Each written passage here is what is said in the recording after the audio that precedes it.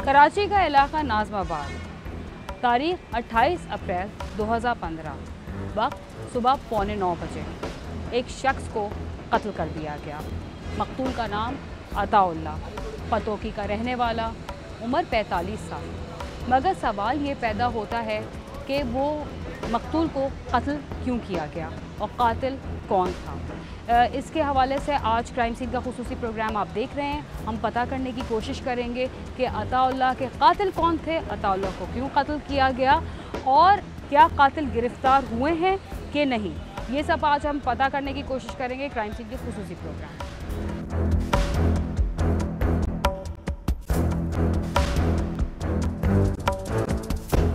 मुल्ज़िम नवीद थाना नाज़माबाद के लॉकअप में अभी मौजूद है, उससे भी हम जाके बात करेंगे और यहाँ के SDPO जाहिद हुसैन साहब से भी बात करेंगे और यहाँ के SHO जो साहब हैं इजाज़ लोधी साहब, वो भी हमारे साथ चलेंगे और हम जाए वक़ूफ़ पे भी जाएंगे और देखेंगे कि ये जुर्म किस तरह हुआ और क्या वजूहात रही थी कि एक पुलिस वाला कातिल बन गया।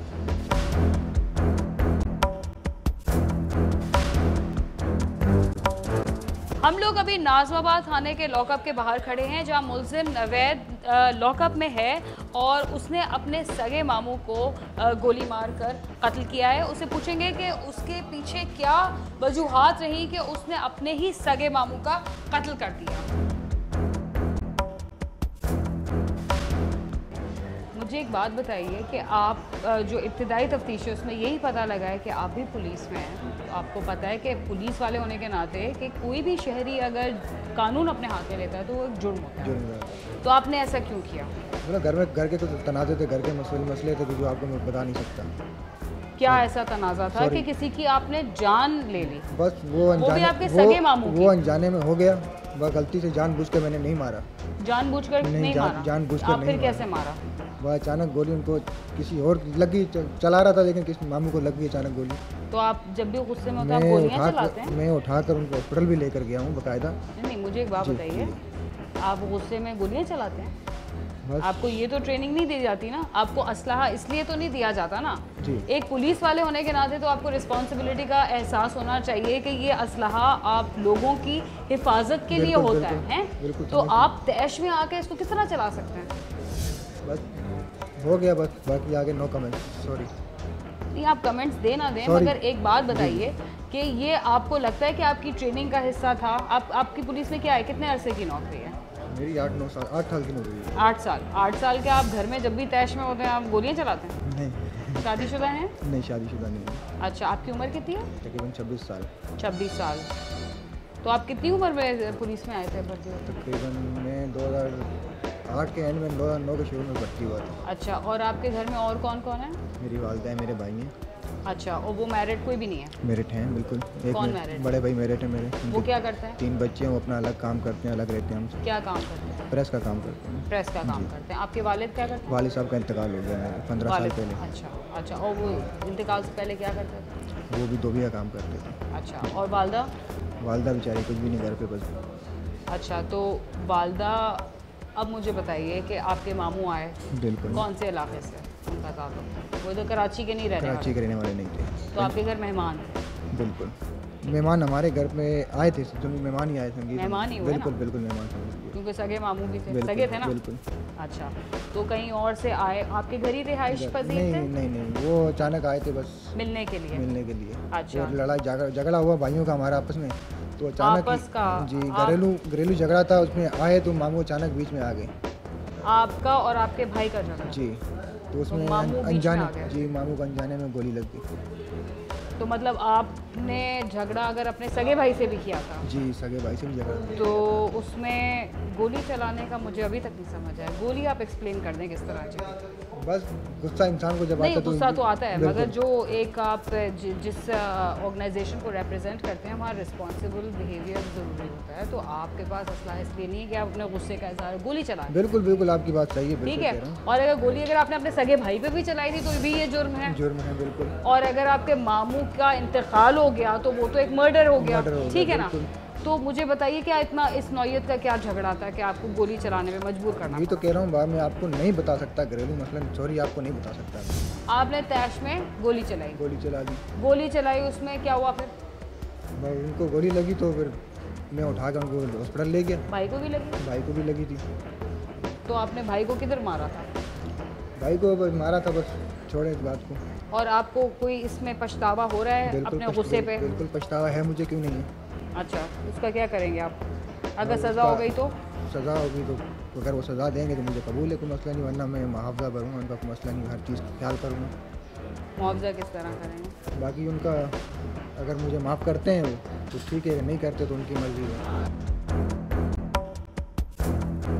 ये बात हम बारहा अपने प्रोग्राम में कह चुके हैं कि जो असलहा होता है वो बहुत ही केयरफुली रखना चाहिए और कभी तैश में आके उठाना नहीं चाहिए, क्योंकि फिर बहुत इसके नतायज बुरे हो सकते हैं। जिस तरह नवीद अभी कह रहे हैं कि वो पछता रहे हैं, मगर अब उनके हाथ में कुछ नहीं है क्योंकि उनके मामू का इंतकाल हो चुका है।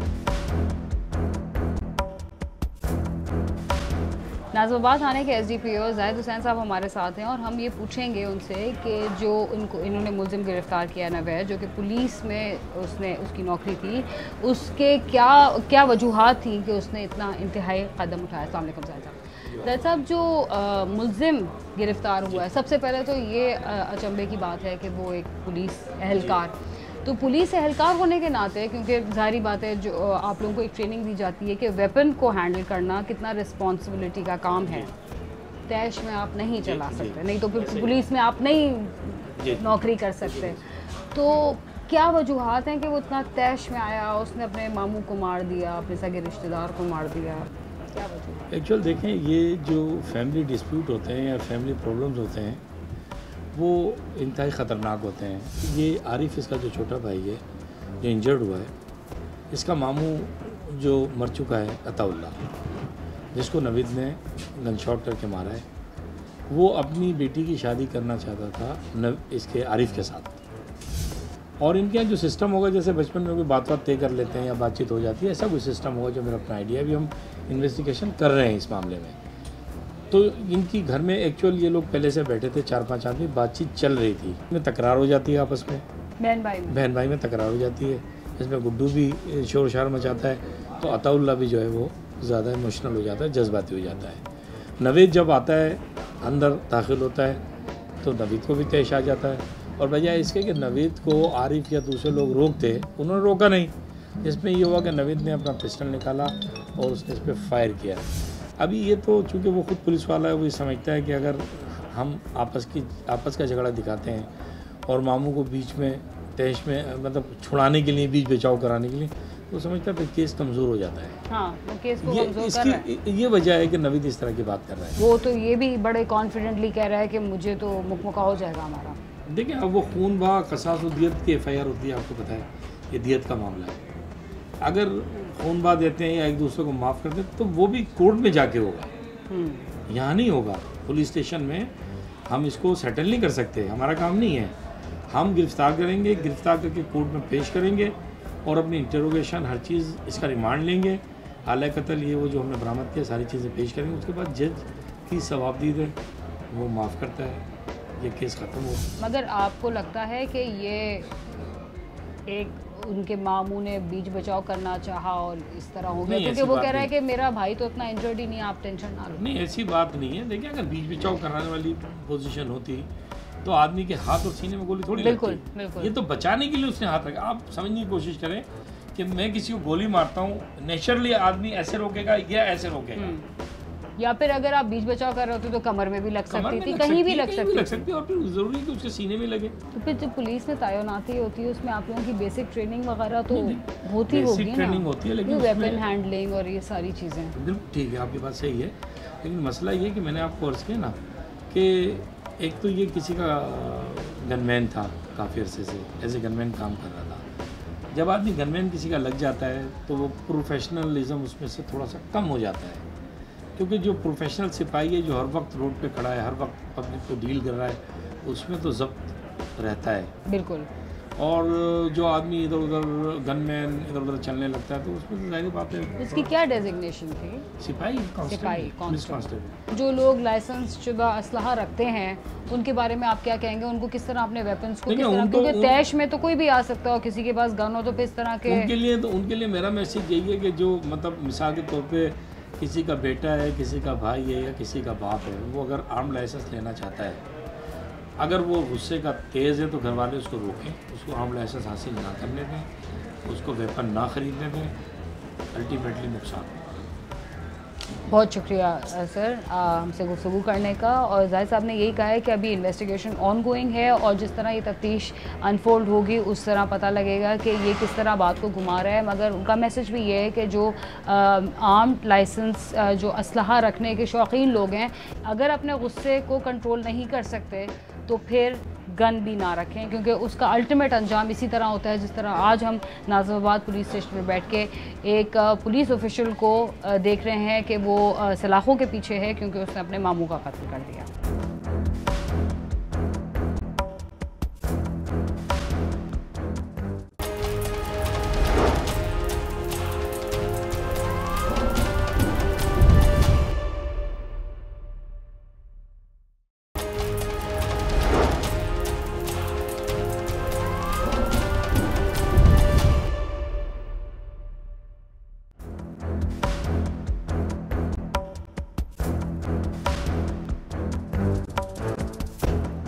नाज़िमाबाद थाने के SHO एजाज लोधी साहब हमारे साथ हैं। उनसे हम कुछ बातचीत भी करेंगे और ये पूछेंगे कि उन्होंने गिरफ्तारी किस तरह करी, क्योंकि वो भी पुलिस वाले की। अस्सलाम वालेकुम सर। सर, एक पुलिस वाला कातिल बन गया और लॉकअप में है, आपने गिरफ्तार किया, तो आप थोड़ा सा इस केस के बैकग्राउंड के बारे में अगर बता दें हमें।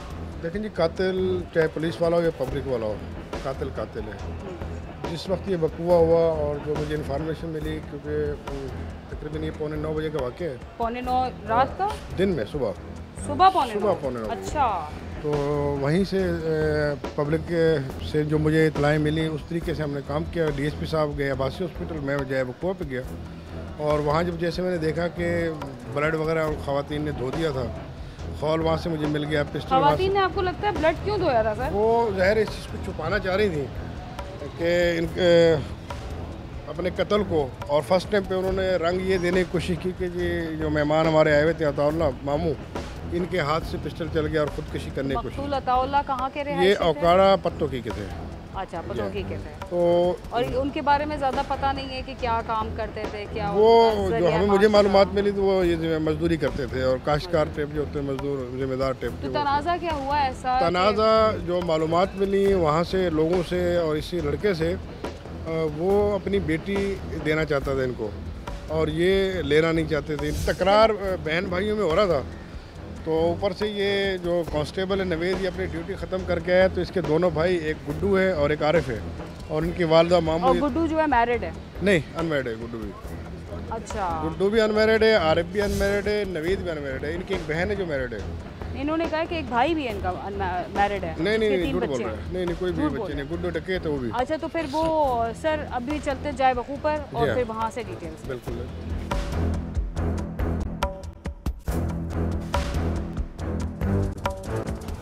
मुजाहिद कॉलोनी आ चुके हैं और अब हम जाए वकू पर जाएंगे और एजाज लोधी साहब से पूछेंगे कि वाक़या जो था सुबह 9:15 बजे के करीब पेश आया। तो आप जैसे कि देख सकते हैं कि ये बड़ा कंजेस्टेड इलाका है, तो सुबह 9:15 के करीब ये ज़ाहिर बात है दुकानें खुली हुई होंगी, तो गन शॉट जो होती है वो उसकी आवाज़ बड़ी तेज़ होती है, तो बहुत सारे लोगों ने सुना भी होगा। तो किसने रिपोर्ट करी पुलिस पे?